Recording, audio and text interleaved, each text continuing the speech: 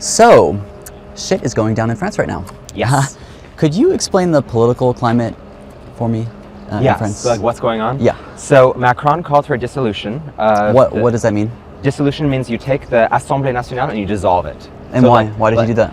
We don't know. We don't know why he did that. On But sait it pas. was Okay. because of the European elections. They had a disastrous showing, and for the first time, Le Rassemblement National is like doubling the score of Macron's party. So it was like a question of legitimacy. He's got 3 years left of his mandate until 2027.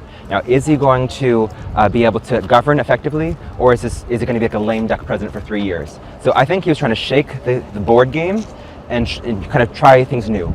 And I think it was a bet.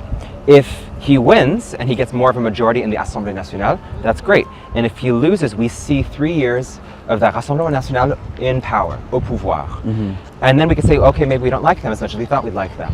So I think he made a bet.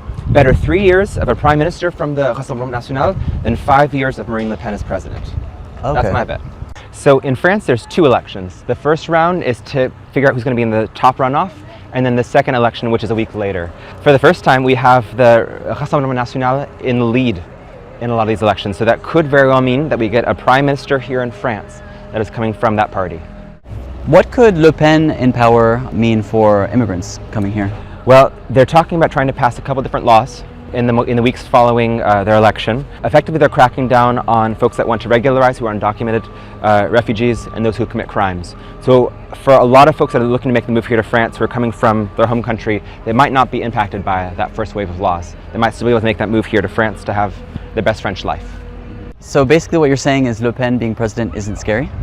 I'm not saying that.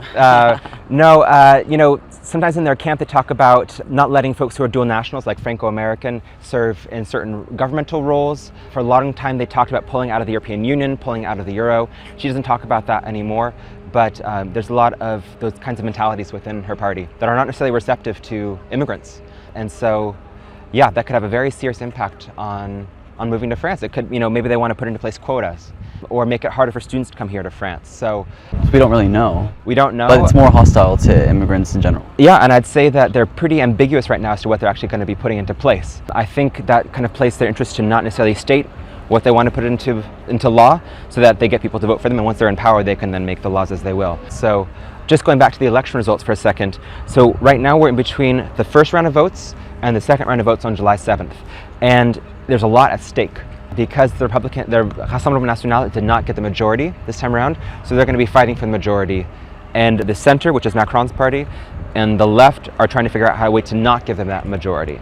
So that's what's at stake in the next election.